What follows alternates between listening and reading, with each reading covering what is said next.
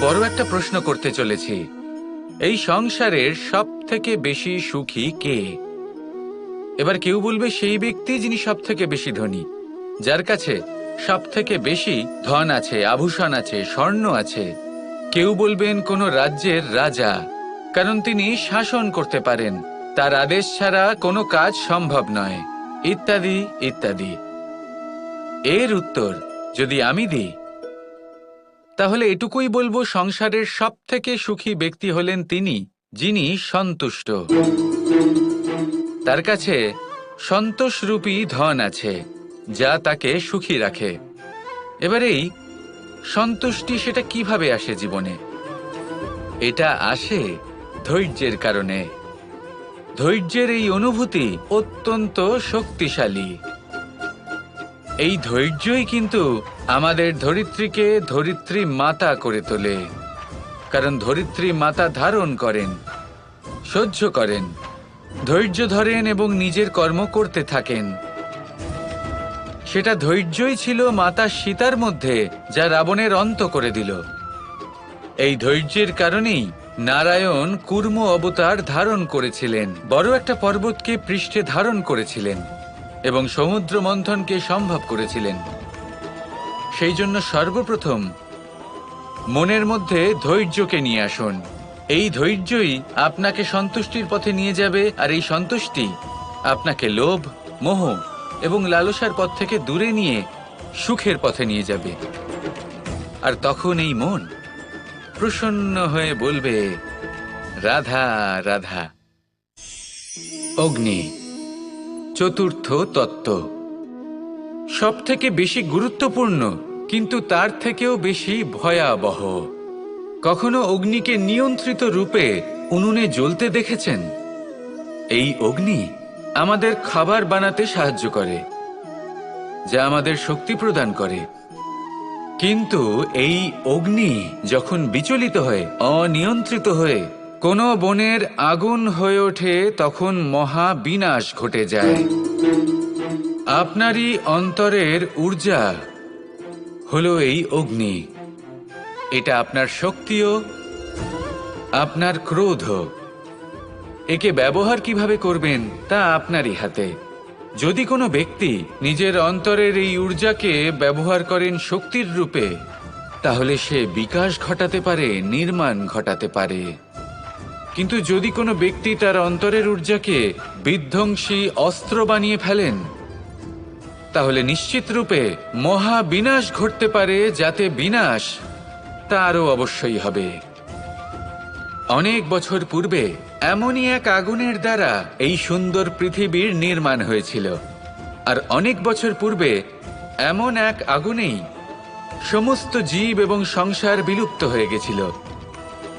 এবার আপনি আপনার অন্তরের ঊর্জা দ্বারা বিনাশ ঘটাতে চান নাকি নির্মাণ ঘটাতে চান, সেই সিদ্ধান্ত আপনারই। আসুন আমার সাথে ভালোবেসে বলুন, রাধা রাধা। असतो मा सद्गमय, तमसो मा ज्योतिर्गमय, মৃত্যুর্মা মৃতঙ্গময়। জ্ঞান সেটাই যা অসত্য থেকে সত্যের পথে চালিত করে। প্রকাশ সেটাই যা অন্ধকার থেকে আলোর পথে নিয়ে আসে। জীবন সেটাই যা মৃত্যু থেকে অমরত্বের পথে নিয়ে যায়।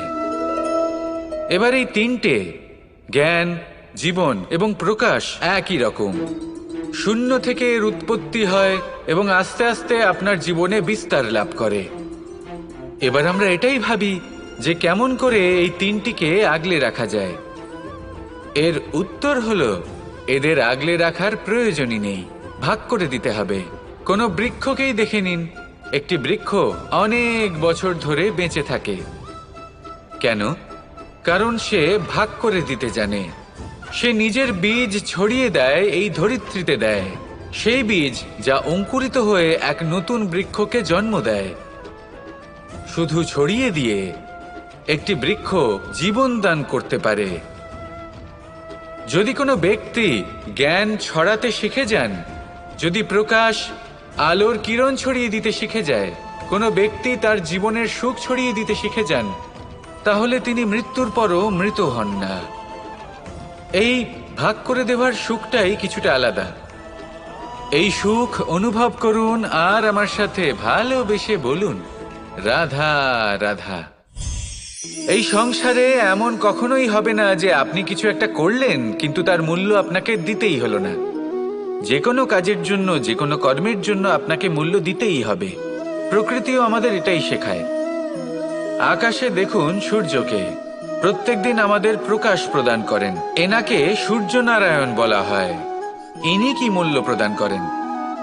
নিজে জ্বলতে থাকেন। ধরিত্রী মাতা, এই ভূমি, ইনি কি মূল্য প্রদান করেন? প্রহার সহ্য করেন। আমরা এই ধরিত্রীতে প্রহার করে মাটি খুঁড়ে তাতে বীজ বপন করি, তবেই আমরা অন্ন লাভ করি, তবেই ফসল পাই। জীবনে যদি আপনাকে সফল হতে হয়, সম্মান পেতে হয়, যশ পেতে হয়, তাহলে আপনাকে মূল্য দিতেই হবে। যদি আপনি সাফল্য লাভ করতে চান, তাহলে দিন রাত আপনাকে ত্যাগ করতে হবে, যেখানে সমগ্র সংসার সন্তোষ অনুভব করছে আর আপনাকে করতে হচ্ছে পরিশ্রম। যদি আপনি সম্মান প্রাপ্ত করতে চান, তাহলে আপনাকে সেই সুখ ত্যাগ করতে হবে যা সবার কাছে রয়েছে। যদি আপনি যশ লাভ করতে চান, তাহলে নিজের অন্তরকে মেরে ফেলা আপনাকে শিখতে হবে, তবেই আপনি যশ লাভ করবেন। জীবনে শুধুমাত্র ধন মূল্যবান নয়, কিন্তু এই যে মূল্যের কথা আমি বলছি, সেটা যদি আপনি দিতে পারেন, তাহলে নিশ্চিত রূপে এটা আপনাকে আরো মূল্যবান করে তুলবে, নিশ্চিত রূপে গড়ে তুলবে। তাহলে এটাই করুন আর আমার সাথে ভালোবেসে বলুন, রাধা রাধা। জীবনে যখন কোনো ব্যক্তি নিজের লক্ষ্য প্রাপ্তির জন্য নিরন্তর পরিশ্রম করতে থাকেন, চেষ্টা করতে থাকেন, তখন তিনি কষ্ট অনুভব করেন। কখনো শারীরিক কষ্ট, কখনো মানসিক কষ্ট। এবার উনি এটা ভাবতে থাকেন যে আমি কি উচিত করছি নাকি অনুচিত করছি। কারণ অন্যদিকে এমন একজন ব্যক্তিও আছেন যিনি একদমই পরিশ্রম চেষ্টা করছেন না। তিনি মদিরা পান করেন, বিলাসিতায় জীবন কাটান, অলস প্রকৃতির হয়ে ওঠেন, নিদ্রাতে বিলীন হয়ে থাকেন আর ভাবেন যে তিনি সুখ লাভ করছেন। কিন্তু এরকম কেন হয়? কারণ যখন আমরা সৎ পথে থাকি, উচিত পথে চলি, লক্ষ্য প্রাপ্ত করার জন্য চেষ্টা করতে থাকি, তখন আমাদের ভেতরে থাকা নেতিবাচক শক্তি এবং পাপ এই দেহকে ত্যাগ করে দেয়। আর এই অনুভূতিটাই আমাদের দুঃখের অনুভূতি দেয়, কষ্ট দেয়। এবার সেখানে যদি আমরা কুপথে চলি, অনুচিত পথে চলতে থাকি, তাহলে আমাদের ভেতরে থাকা পুণ্য এবং ধনাত্মক শক্তি আমাদের দেহ ত্যাগ করে দেয়। আর এই অনুভূতির কারণেই আমরা সুখ অনুভব করি। কিন্তু কখনো ভাববেন যে এই সুখ বেশি সময় পর্যন্ত থাকে না। সেই জন্য সবসময় মনে রাখবেন, যদি আপনি জানেন যে এটাই আপনার লক্ষ্য, এটাই উচিত পথ, শুভ পথ, তাতে নিরন্তরভাবে এগিয়ে যেতে চেষ্টা করতে থাকুন। এই কষ্ট আপনাকে সুখের পরাকাষ্ঠায় কখন পৌঁছে দেবে তা আপনি জানতেই পারবেন না। আসুন আমার সাথে ভালোবেসে বলুন, রাধা রাধা। কোনো বাড়িতে, কোনো পরিবারে যখন কারোর জন্ম হয়, তখন তা কত সুখের মুহূর্ত হয়। সেই ছোট্ট সন্তান যখন কিছুটা বড় হয়, সে হাঁটার চেষ্টা করে। আর সেই প্রক্রিয়াতেও খুব বড় একটা শিক্ষা লুকিয়ে রয়েছে, ঠেলে দেওয়া। যখন আপনি হাঁটতে চান, সামনে এগোতে চান, তখন আপনি কি করেন? নিজের পায়ের তলার যে মাটি, তাকে আপনি পেছনে ঠেলে দেন। ব্যাস, এই একই জিনিস তো জীবনেও শিখতে হবে। এবার যদি আপনি জ্ঞানের পথে অগ্রসর হতে চান, তাহলে অজ্ঞানতাকে পেছনে সরিয়ে দিতে হবে। যদি আপনি প্রকাশের দিকে এগোতে চান, তাহলে অন্ধকারকে পেছনে সরিয়ে দিতে হবে। যদি আপনি ভবিষ্যতে সফল হতে চান, তাহলে অতীতের যে অসফলতাগুলিকে পেছনে সরিয়ে দিতে হবে। যে জল বইতে বইতে থেমে যায়, তাকে আমরা নালা বলে থাকি। তার থেকে দুর্গন্ধ বের হয়। কিন্তু যে জল বইতেই থাকে, তাকেই আমরা পবিত্র জল বলি। তাহলে আপনিও কর্ম করতে থাকুন, কখনো থামবেন না। আর আমার সাথে ভালোবেসে বলুন, রাধা রাধা। যোগাসন। যোগাসনে আসন অত্যন্ত গুরুত্বপূর্ণ। এবার আমি বলবো সবথেকে শ্রেষ্ঠ আসন কোনটি। আশ্বাস। নিজেকে আশ্বস্ত করতে থাকুন যে আমি আছি, সব ঠিক হবে, যা হচ্ছে ভালোর জন্য হচ্ছে। এই আশ্বাস আপনাকে জীবনে এমন ধনাত্মক বিশ্বাস দেবে যে আপনি বড় বড় সমস্যার সমাধান করতে পারবেন। এবার যদি কথা বলি সবথেকে কঠিন সময়ের, তাহলে সেটা হলো বিচ্ছেদের। যা মা সীতাকে সহ্য করতে হয়েছে শ্রীরামের জন্য, রাধা কৃষ্ণকেও সহ্য করতে হয়েছে। যে ব্যক্তি বিচ্ছেদের সময় সঠিক পথে চলে এসেছে, সে জীবনে অনেক শ্রেষ্ঠ স্থানে অবশ্যই পৌঁছতে পারবে। এবার যদি কথা বলি সবথেকে জরুরি এবং গুরুত্বপূর্ণ সময়ের, তাহলে সেটা হলো সংযোগ। সকলকে সাহায্য করতে থাকুন। আপনি অন্যদের সাহায্য করে তাদের যত আনন্দ দিতে পারবেন, ততটাই আনন্দ আপনারও জীবনে অবশ্যই আসবে। আসুন আর আমার সাথে ভালোবেসে বলুন, রাধা রাধা। এই সংসারের সবথেকে বড় যুদ্ধ কোনটা? দেব-অসুরের যুদ্ধ, যা অনেক বছর ধরে চলেছিল, নাকি রাম রাবণের যুদ্ধ, নাকি মহাভারত? না, সংসারের সবথেকে বড় যুদ্ধ হলো সেইটা যা নিজের সাথে লড়া হয়, নিজের মনের সাথে লড়া হয়, নিজের অন্তরের সাথে লড়া হয়। এটাই সবথেকে বড় যুদ্ধ। এবার নিজেই দেখুন আপনার সবথেকে বড় শত্রুকে। আপনার স্বার্থ, আপনার কামনাগুলি, আপনার অহংকারগুলি, যা আপনাকেই নষ্ট করে দেয়। যদি এদের ওপর আপনি বিজয় লাভ করতে পারেন, তাহলে ধরে নিন এই সংসারে সবার উপরে আপনি বিজয় লাভ করতে পারবেন। এই সংসারে কেউ আপনাকে পরাজিত করতে পারবে না। কিন্তু তার জন্য প্রয়োজন অনুভূতির। অনুভূতি ভালোবাসার, অনুভূতি অনুপ্রেরণার। যে ব্যক্তি ভালোবাসতে পারেন এবং প্রেরণা দিতে পারেন, তিনি চিরকাল জয়লাভ করতে পারেন। নিজের কাছে ভালোবাসার এক অস্ত্র রাখুন আর প্রেরণার এক ঢাল। জীবনে কেউ আপনাকে পরাজিত করতে পারবে না। আসুন আর আমার সাথে ভালোবেসে বলুন, রাধা রাধা। মানুষ চিরকাল বড় মানুষ হয়ে উঠতে চায়, সবসময় সেই নিয়ে কল্পনা করে। কিন্তু প্রশ্ন হলো এটাই যে মানুষ বড় কখন হতে পারে? যখন সে ধনী হয়ে ওঠে, নাকি যখন তার কাছে সম্মান থাকে, নাকি যখন রূপবান হয় বা অধিক শক্তিশালী হয়? মানুষ বড় মানুষ তখনই হতে পারে যখন বিপদের সময় সে অন্য কোনো মানুষের পাশে এসে দাঁড়ায়। তাই সর্বপ্রথম এটা শিখুন।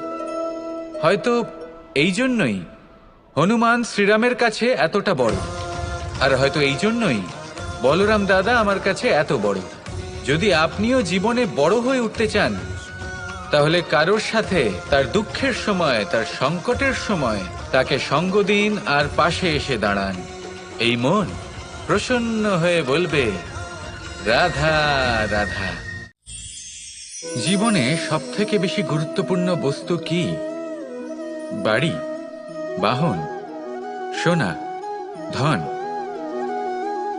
যদি আমি সত্যি বলি, তাহলে জীবনে সবথেকে বেশি গুরুত্বপূর্ণ বস্তু কোনো বস্তুই নয়। যদি কিছু গুরুত্বপূর্ণ থাকে, তাহলে তা হলো অনুভূতি, করুণা, মিত্রতা, মাতৃত্ব, বাৎসল্য, আর সবথেকে বেশি গুরুত্বপূর্ণ ভালোবাসা।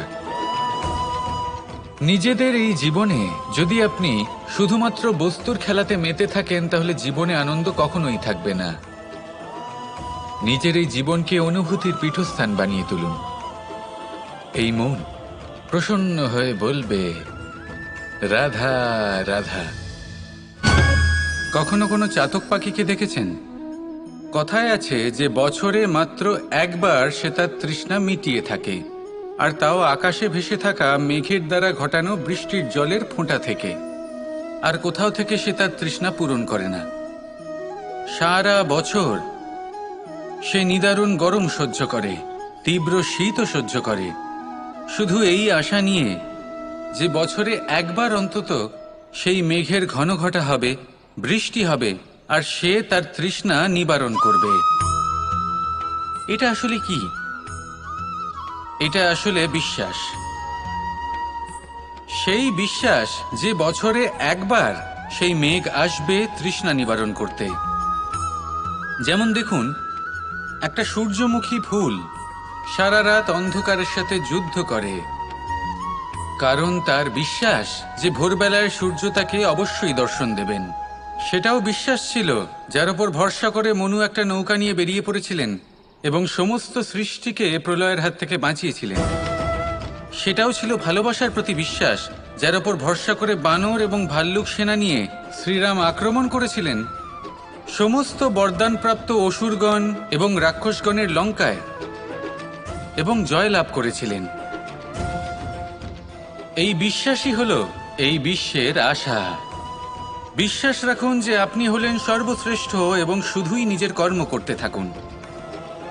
এই বিশ্বাসের আশাই আপনাকে প্রতি মুহূর্তে বল প্রদান করবে। এ হলো আমার বিশ্বাস। আসুন আর আমার সাথে ভালোবেসে বলুন, রাধা রাধা।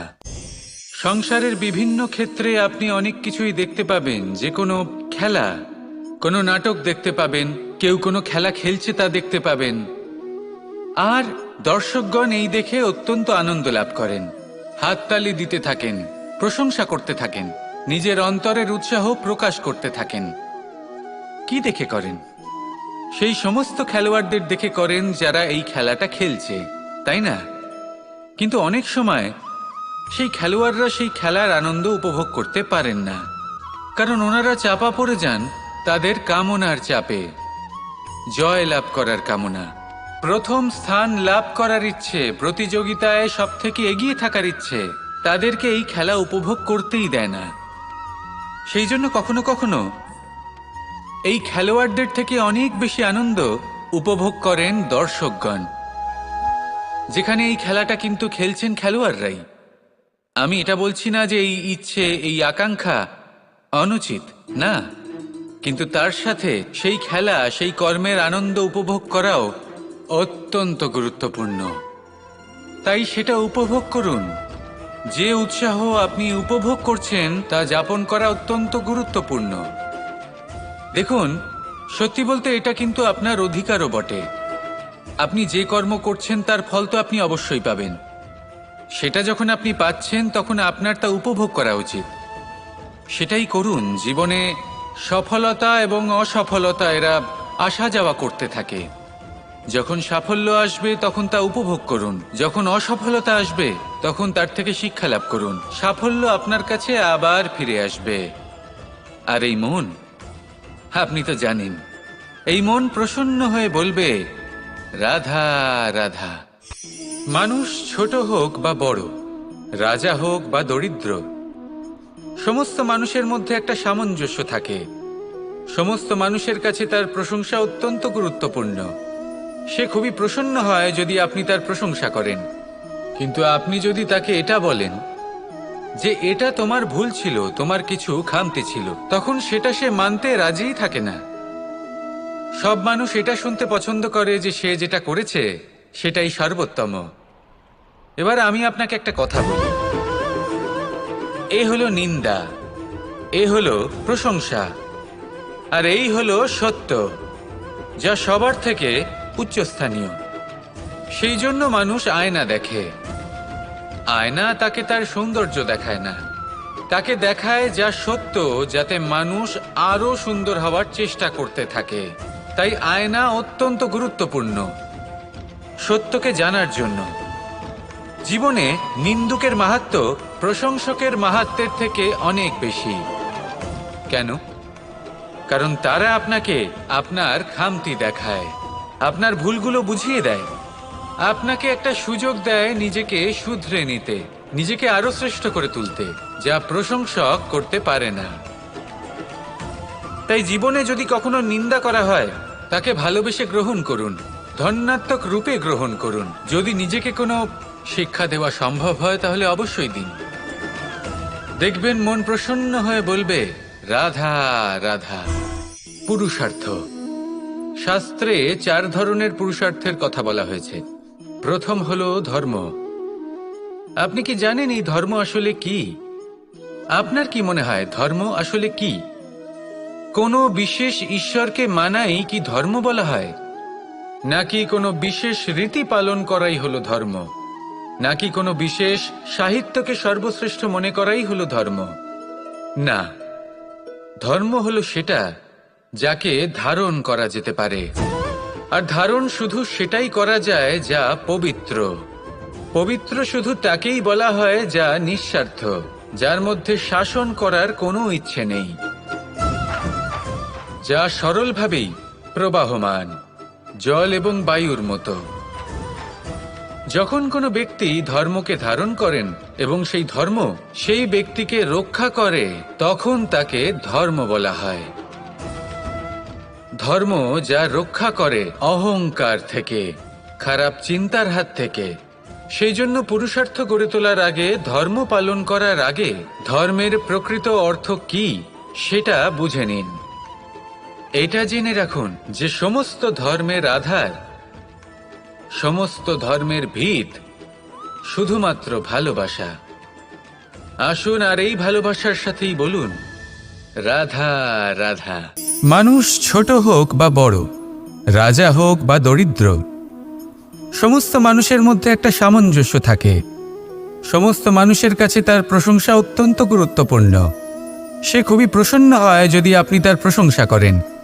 কিন্তু আপনি যদি তাকে এটা বলেন যে এটা তোমার ভুল ছিল, তোমার কিছু খামতি ছিল, তখন সেটা সে মানতে রাজিই থাকে না। সব মানুষ এটা শুনতে পছন্দ করে যে সে যেটা করেছে সেটাই সর্বোত্তম। এবার আমি আপনাকে একটা কথা বলি। এই হলো নিন্দা, এই হলো প্রশংসা, আর এই হলো সত্য, যা সবার থেকে উচ্চস্থানীয়। সেই জন্য মানুষ আয়না দেখে। আয়না তাকে তার সৌন্দর্য দেখায় না, তাকে দেখায় যা সত্য, যাতে মানুষ আরও সুন্দর হওয়ার চেষ্টা করতে থাকে। তাই আয়না অত্যন্ত গুরুত্বপূর্ণ সত্যকে জানার জন্য। জীবনে নিন্দুকের মাহাত্ম্য প্রশংসকের মাহাত্ম্যের থেকে অনেক বেশি। কেন? কারণ তারা আপনাকে আপনার খামতি দেখায়, আপনার ভুলগুলো বুঝিয়ে দেয়, আপনাকে একটা সুযোগ দেয় নিজেকে শুধরে নিতে, নিজেকে আরো শ্রেষ্ঠ করে তুলতে, যা প্রশংসক করতে পারে না। তাই জীবনে যদি কখনো নিন্দা করা হয়, তাকে ভালোবেসে গ্রহণ করুন, ধন্যাত্মক রূপে গ্রহণ করুন। যদি নিজেকে কোনো শিক্ষা দেওয়া সম্ভব হয় তাহলে অবশ্যই দিন। দেখবেন মন প্রসন্ন হয়ে বলবে রাধা রাধা। জীবনে কখনো সাফল্য আসে, আবার কখনো অসফলতা, কখনো আশা পাওয়া যায়, কখনো নিরাশা, কখনো জয় লাভ করি, আবার কখনো পরাজয়। এর পেছনের কারণটা জানা অত্যন্ত প্রয়োজনীয়। যদি আমি পরাজয়ের কথা বলি, যখনই আমরা পরাজয় লাভ করি আমরা ভাবতে থাকি যে এমন কেন হলো? আমাদের শত্রু কি বেশি শক্তিশালী ছিল, নাকি আমাদের নীতিতে কোনো খামতি ছিল? এই সমস্ত কারণের পেছনে খুব বড় একটা কারণ থাকে, আর সেই কারণ আমাদের অন্তরে সুপ্ত থাকে। ধরে নিন একটা পথ, তাতে আপনি চলছেন, সেই পথ কাঁটায় পরিপূর্ণ, কিন্তু আপনি পাদুকা পরে রয়েছেন আর আপনি হেঁটে সামনে এগিয়ে যান। এবার এমন একটা পথ এলো যা পুষ্পে ঢাকা, আর আপনি পাদুকা পরে রয়েছেন, কিন্তু আপনার পাদুকাতে একটা পাথর আটকে গেল। তখন 2 পা হাঁটাও খুব কঠিন হয়ে পড়ে। এই সংসারের যে কোনো শক্তি আপনাকে পরাস্ত করার পূর্বে আপনি জানেন কে আপনাকে পরাস্ত করতে পারে? আপনার অন্তরের দুর্বলতা, আপনার অন্তরের সেই সুপ্ত শত্রু। আর সেই জন্য ইতিবাচক মনোভাব গুরুত্বপূর্ণ হয়ে পড়ে। ভালো মানুষদের সাথে থাকুন, সৎসঙ্গে থাকুন, বন্ধুত্ব করুন, ভালোবাসুন। এই ভালোবাসা এত শক্তিশালী এক অস্ত্র যাকে ব্রহ্মাস্ত্রও পরাস্ত করতে পারে না। এই সমস্যারূপী পাথর কিছুই নয়। আসুন আমার সাথে ভালোবেসে বলুন রাধা রাধা। মানুষের 2টো রূপ রয়েছে। এক, আমাদের এই মুখ, যা শুধুই চোখে দেখা যায়, আর দ্বিতীয় আমাদের এই মন, যা শুধুমাত্র অন্তরাত্মা দ্বারা দেখা যায়। এবার আমাদের এই মুখ, তা ঈশ্বর সকলকেই আগে থেকেই প্রদান করেছেন। কিন্তু এই মন কেমন হবে তা আমাদের জীবনের অনুভূতি এবং আমাদের জীবনের লক্ষ্য এগুলি সুনিশ্চিত করে। অর্থাৎ নেত্র দিয়ে দেখা যায় আমাদের এই মুখ, তা শুধুই এই কারণে প্রয়োজন যাতে সংসার আমাদের দেখতে পায়, আমাদের চিনতে পারে। কিন্তু যদি এই সংসারে আপনি প্রকৃত অর্থে মান সম্মান লাভ করতে চান, তাহলে নিজের অন্তরাত্মাকে আপনাকে বিকশিত করতেই হবে। দেখুন, কথায় আছে এই যে অসুর, তা শারীরিকভাবে উপস্থিত নয়, তা মনের মধ্যে থাকে।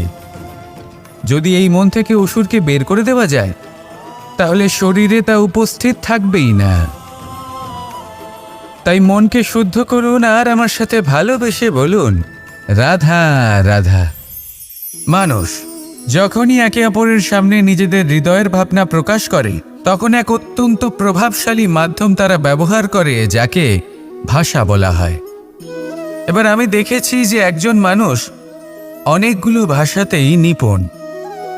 আমি এটাও দেখেছি যে মানুষ অনেকগুলো ভাষায় কথা বলে, কখনো কখনো অনেক ভাষা মিলিত করে তার প্রয়োগ করে, উচিত প্রকারে তাকে ব্যবহার করে না, না সেটাকে সম্মান করে, আর না ভাষাকে শুদ্ধ রাখে। আর এটা হলো অনুচিত। যদি ভাষাকে শুদ্ধ রাখেন, তাহলে ভাষা আপনার চরিত্রকে শুদ্ধ রাখবে, তা আপনার একাগ্রতা বাড়িয়ে তুলবে। এই প্রত্যেক ধ্বনিকে অনুভব করে যদি আপনি শব্দের উচ্চারণ করেন, ভাষাকে প্রয়োগ করেন, তাহলে আপনিও আনন্দ পাবেন, আর যিনি শুনছেন সেই ব্যক্তির কানেও মধুর শব্দ বাজবে। তাই মনে রাখবেন, যে ব্যক্তি ভাষার পবিত্রতাকে সম্মান করে, তাকে সংসারও সম্মান করে। ভাষাকে শুদ্ধ এবং পবিত্র রাখুন, তাহলে ভাষা আপনার চরিত্রকেও শুদ্ধ এবং পবিত্র রাখবে। আর এই মন সুপ্রসন্ন হয়ে বলবে, রাধা রাধা। এ হলো রামায়ণের সময়কালের কথা। সেতু নির্মাণ করার কাজ চলছিল। সমস্ত বানর সেনা এই কাজে নিযুক্ত হয়েছিলেন। বড় বড় পাথর তুলে নিয়ে এই বানর সেনা সমুদ্রে ফেলছিলেন। এই কাজ চলছিল। এমন সময় ছোট্ট একটা কাঠবিড়ালি এলো। ছোট ছোট মাটির ডেলা হাতে নিয়ে সাগরের কাছে যাচ্ছিল, আর বড় বড় পাথরের পাশে রেখে দিচ্ছিল, যথাসম্ভব সেখানে রেখে আসছিল। সারা দিন ধরে সে এই পরিশ্রম করেই যাচ্ছিল। এবার শ্রীরাম তার এই কাজ দেখতে পেলেন। সেই ছোট্ট কাঠবিড়ালিটিকে নিজের হাতে তুলে নিলেন এবং অত্যন্ত ভালোবেসে তার পিঠে হাত বুলিয়ে দিলেন। কথায় আছে যে কাঠবিড়ালির পিঠে যে দাগ আছে, সেই 3টি দাগ এসেছে শ্রীরামচন্দ্রের 3 আঙুলের থেকে। যে কাজ আপনি করছেন তাতে সমস্ত শক্তি প্রয়োগ করুন। যতটা আপনার সামর্থ্য রয়েছে, যতটা আপনার প্রতিভা রয়েছে, সম্পূর্ণভাবে উৎসর্গ করে দিন। ঠিক এমনভাবে কর্ম করুন। সেই কাঠবিড়ালি কিন্তু তাই করেছিল। সেই জন্য শ্রীরামের সাথে সেও সেই কাহিনীতে অমর হয়ে গেছিল। সম্পূর্ণ শক্তি প্রয়োগ করুন, সম্পূর্ণ সামর্থ্যের সাথে কর্ম করুন, কারণ এটাই হলো শ্রেষ্ঠ পথ কোনো কর্ম করার। আসুন আমার সাথে ভালোবেসে বলুন, রাধা রাধা। এই সংসারে যখন সাফল্যের পথে আপনি অগ্রসর হবেন, তখন আপনার পরিশ্রম, একাগ্রতা, সাহসের সাথে সাথে সমাজের মানসিকতাও সহ্য করতে হবে। প্রত্যেক ব্যক্তি কিছু না কিছু ভাবেন, কিছু না কিছু বলেন। কিছু মানুষ এমন আছেন যারা ভাববেন যে আপনি কিছুই করতে পারবেন না। তারা আপনার নিন্দা করবেন, আর এই নিন্দার কথা ভেবেই আমরা ভয়ভীত হয়ে পড়ি। সেই কারণে নিজেদের আশা, নিজেদের বিশ্বাস হারিয়ে ফেলি। এবার যদি সেই নিন্দার ভয়ে আমরা লক্ষ্যচ্যুত হই, তাহলে সেটা অনুচিত। সেই জন্য জীবনে শুধু পরিশ্রম করতে থাকুন, সামনে এগোতে থাকুন। যেই দিন আপনি আপনার লক্ষ্য লাভ করবেন, সেই প্রত্যেক ব্যক্তি যারা নিন্দা করছিলেন, তাদের দৃষ্টি আপনা থেকেই পাল্টে যাবে, ঠিক কিনা? এই সংসারকে যা প্রাণ চায় তাই বলতে দিন। যদি আপনি কারোর কথা শুনতে চান তাহলে নিজের অন্তরের কথা শুনুন, সেটাই আপনাকে উচিত পথে নিয়ে যাবে। সামনে অগ্রসর হতে থাকুন, পরিশ্রম করুন। এমন একটা দিন আসবে যেদিন এই নিন্দুক ব্যক্তিরা আপনার লক্ষ্যপ্রাপ্তির উদাহরণ সবাইকে দেবে। আসুন আমার সাথে ভালোবেসে বলুন, রাধা রাধা। মানুষ সুখী জীবনযাপনের প্রতি এতটাই অভ্যস্ত হয়ে পড়ে যে একটা ছোট্ট সমস্যা এলেই সে সবার থেকে সাহায্য চাইতে শুরু করে দেয়। সে সাহায্য লাভও করে এবং সেই সংকট থেকে সে বেরিয়েও আসে। কিন্তু এই সাহায্য কিছু মুহূর্তের, আর কিছু মুহূর্তের হলো এই দুঃখ। এই 2 মুহূর্তের সাহায্যের জন্য আজীবন আপনি তার কাছে ঋণী হয়ে থাকেন। আর মানবিকতার খাতিরে আপনার মনে কৃতজ্ঞতা জেগে ওঠে, আর সেই কৃতজ্ঞতা বোধ হলো যে আপনি কখনো সেই ব্যক্তিকে ছাপিয়ে যেতেই পারবেন না।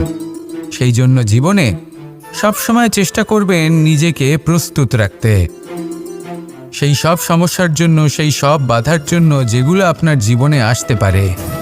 ততক্ষণ সাহায্য চাইবেন না যতক্ষণ না অন্য কোনো পথ না থাকছে।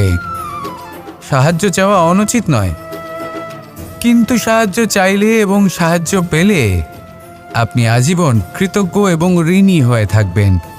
আর তারপর একদিন আপনি পরিবর্তন দেখতে পাবেন যে কিভাবে আপনি ছোট ছোট সমস্যার জন্য সাহায্য না চেয়ে বড় বড় সমস্যার সম্মুখীন হতে প্রস্তুত হয়ে গেছেন। এটাই হলো সংসারের নীতি। এটাই পালন করুন আর আমার সাথে ভালোবেসে বলুন, রাধা রাধা। এমন অনেক মানুষ আছেন যারা আমাকে ভগবানের পরিভাষা জানতে চান, যে ভগবান আসলে কি, তিনি কেমন। এবার দেখুন, ভগবান হোক বা আপনার স্বপ্ন হোক বা আপনার লক্ষ্য হোক না কেন, সেই লক্ষ্য তখনই পূর্ণ হয়, তখনই তাকে লাভ করা সম্ভব যখন আপনার দৃষ্টিভঙ্গি মঙ্গলময় হয়। যখন আপনি নিজে মনে করবেন যে আমি যেটা পেতে চাইছি তা শুভ। উদাহরণস্বরূপ, কোনো পাখিকে দেখুন, সে গাছের ডালে বসে এবং সেখানেই বিশ্রাম করে, কিন্তু পড়ে না। কেন? কারণ ওর বিশ্বাস যে যে শাখার ওপরে ও বসে আছে সেটাই হলো ওর বাসস্থান। যদি আপনি বিশ্বাস করেন তাহলে আপনি পাথরের মধ্যেও ভগবান দর্শন করতে পারবেন। আর যদি বিশ্বাস না থাকে তাহলে যদি ভগবান সামনে দাঁড়িয়েও থাকে তবেও আপনার বিশ্বাস হবে না। তাই বিশ্বাস করতে শিখুন। এই বিশ্বাসের আধারেই আপনি সেই সব কিছু পাবেন যা আপনি পেতে চাইছেন। আসুন আমার সাথে ভালোবেসে বলুন, রাধা রাধা। গুরু, যিনি পথ দেখান, আমাদের জীবনে অত্যন্ত গুরুত্বপূর্ণ, অত্যন্ত আবশ্যক। কিন্তু কিছু মানুষ মনে করেন যে গুরুর কোনো প্রয়োজন নেই, কারণ এই সমগ্র জ্ঞান মানুষের অন্তরেই নিহিত রয়েছে। এবার প্রশ্ন এটাই, যদি সমস্ত জ্ঞান মানুষের অন্তরে নিহিত থাকে তাহলে গুরুর কি প্রয়োজন? আর যারা আজ পর্যন্ত গুরুকে মেনে এসেছেন তারা কি অনুচিত করেছেন? এর উত্তর আমি আপনাকে দেব একটা উদাহরণ দ্বারা। একটা কাঠ যা জ্বলনশীল, জ্বলনের ঊর্জা তার অন্তরে নিহিত রয়েছে, কিন্তু তার জ্বলনের জন্য বাইরে থেকে একটা অনুঘটকের প্রয়োজন হয়। এই অনুঘটকই হলেন আপনার গুরু। উত্তাপ যা একটা কাঠকে জ্বালাতে পারে, সেই উত্তাপ হলো গুরুর প্রচেষ্টা। যদি সেই গুরুই না থাকে, তার প্রচেষ্টাই না থাকে, তাহলে সেই সমস্ত জ্ঞান যা মানুষের অন্তরে নিহিত তা ব্যর্থ হয়ে যাবে। যদি আপনার সাথে আপনার গুরু থাকেন, আপনার পথ প্রদর্শন করেন, আপনার অন্তরের জ্ঞানকে বাইরে নিয়ে আসতে পারেন, তাহলে তাকে সম্মান করুন আর আমার সাথে ভালোবেসে বলুন, রাধা রাধা। असतो मा सद्गमय, तमसो मा ज्योतिर्गमय, মৃত্যুর্মা মৃতঙ্গময়। জ্ঞান সেটাই যা অসত্য থেকে সত্যের পথে চালিত করে। প্রকাশ সেটাই যা অন্ধকার থেকে আলোর পথে নিয়ে আসে। জীবন সেটাই যা মৃত্যু থেকে অমরত্বের পথে নিয়ে যায়। এবার এই তিনটে, জ্ঞান, জীবন এবং প্রকাশ, একই রকম। শূন্য থেকে এর উৎপত্তি হয় এবং আস্তে আস্তে আপনার জীবনে বিস্তার লাভ করে। এবার আমরা এটাই ভাবি যে কেমন করে এই তিনটিকে আগলে রাখা যায়।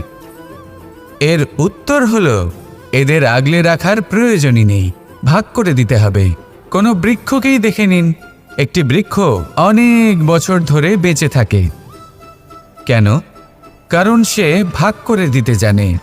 সে নিজের বীজ ছড়িয়ে দেয়, এই ধরিত্রীতে দেয়, সেই বীজ যা অঙ্কুরিত হয়ে এক নতুন বৃক্ষকে জন্ম দেয়। শুধু ছড়িয়ে দিয়ে একটি বৃক্ষ জীবন দান করতে পারে। যদি কোনো ব্যক্তি জ্ঞান ছড়াতে শিখে যান, যদি প্রকাশ আলোর কিরণ ছড়িয়ে দিতে শিখে যায়, কোনো ব্যক্তি তার জীবনের সুখ ছড়িয়ে দিতে শিখে যান, তাহলে তিনি মৃত্যুর পরও মৃত হন না। এই ভাগ করে দেওয়ার সুখটাই কিছুটা আলাদা। এই সুখ অনুভব করুন আর আমার সাথে ভালোবেসে বলুন, রাধা রাধা। আপনি কখনো কোনো সরোবরের দিকে তাকান, যার জল হলো শান্ত, স্থির। আপনি স্পষ্ট দেখতে পাবেন সেই সরোবরের তলদেশে কি রয়েছে। তাতে সাঁতরে বেড়াচ্ছে সুন্দর মাছ, চকচকে কিছু পাথর, স্বর্ণরূপী বালি, সবই আপনি দেখতে পাবেন। কিন্তু যখনই আপনি একটা ছোট্ট পাথর তুলে সেই জলে ছুঁড়ে ফেলবেন, তখন সেই জল বিচলিত হবে আর সেই স্পষ্টতা ন্যূনতম হয়ে যাবে। তারপর কিছুই স্পষ্টভাবে দেখা যাবে না। এই ঘটনা মানুষের সাথেও ঘটে। মানুষ যদি বিচলিত হয়ে পড়ে, তখন সে বুঝতে পারে না যে বর্তমানে কি হয়ে চলেছে আর ভবিষ্যতে কি করা উচিত। কিন্তু সেই মানুষ যদি শান্ত থাকেন, স্থির থাকেন, ধন্যাত্মক থাকেন, তাহলে নিশ্চিত রূপেই বুঝতে পারবেন যে বর্তমানে কি করতে হবে আর ভবিষ্যতে কি করতে হবে। তাই নিজের মধ্যে সেই স্থিরতা আনুন, সেই ধৈর্য ধরুন, নিজেকে শান্ত রাখুন আর সবার মধ্যে ভালোবাসা ছড়িয়ে দিন। এই মন প্রসন্ন হয়ে বলবে, রাধা রাধা। সম্পর্ক এ হলো এক বন্ধন যা আমাদের এক সূত্রে বেঁধে রাখে। কিন্তু এমন কিছু ব্যক্তি থাকেন যারা এই সম্পর্কের বিষয়ে নিজস্ব একটা ধারণা করে ফেলেন যে সম্পর্ক এরকম হওয়া উচিত, সম্পর্ক সেরকম হওয়া উচিত। আমি এই সম্পর্কের জন্য কত কিছু করেছি এই ব্যাখ্যা করতে থাকেন আর তার বদলে অনেক কিছু প্রত্যাশাও করেন। কিন্তু সত্য হলো এটাই যে সব সম্পর্ক একরকমের হয় না, কিন্তু প্রত্যেক সম্পর্কের একটা বিশেষত্ব থাকে। যেমন চোখ আর নাকের এই সম্পর্ককেই দেখুন। চোখের সব থেকে কাছে কে আছে? নাক আছে। কিন্তু এই চোখ দিয়ে এই নাককে আমরা দেখতেই পাই না। তবে কি ধরে নেব এই সম্পর্কের কোনো মূল্য নেই? এমনও নয়। ঠিক এইভাবেই যদি কোনো ব্যক্তি তার আবেগ আপনার কাছে ব্যক্ত করতে না পারেন বা প্রকট করতে না পারেন বা আপনাকে বোঝাতে না পারেন, তাহলে তার মানে এটা নয় যে তার সাথে আপনার সম্পর্কের তিক্ততা রয়েছে। এমনটা কখনোই নয়। শুধু চোখ আর নাকের এই সম্পর্কের মতোই হলো আমাদের জীবনে আমাদের আপনজনের সাথে সম্পর্ক। যদি কারোর ব্যবহার আপনার প্রতি অনুচিত হয় বা যদি কেউ অনুপস্থিত থেকে থাকে বা কেউ যদি আপনাকে বুঝতে না পারেন, তাহলে তার অর্থ এটা নয় যে আপনি সেই সম্পর্ক ভেঙে ফেলবেন। বুঝুন, আপনার জীবনে তার গুরুত্ব কোথায় আর তার জীবনে আপনার। সম্পর্ক গড়ে তুলুন, তাকে পালন করতে শিখুন, একসাথে মিলে চলুন। এই মন সুপ্রসন্ন হয়ে বলবে, রাধা রাধা।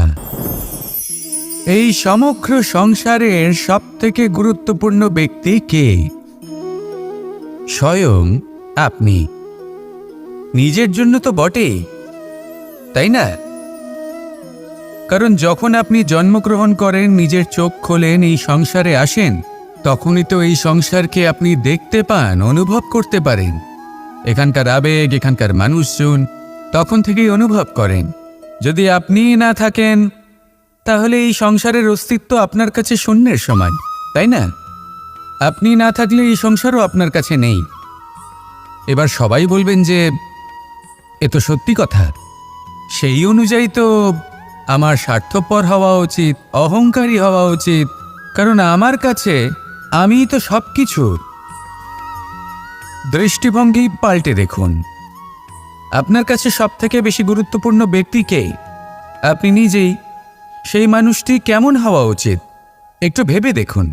সবসময় সকলকে সাহায্য করুন, একসাথে মিলে পরিশ্রম করুন, সাহায্য করুন অন্যদেরকে।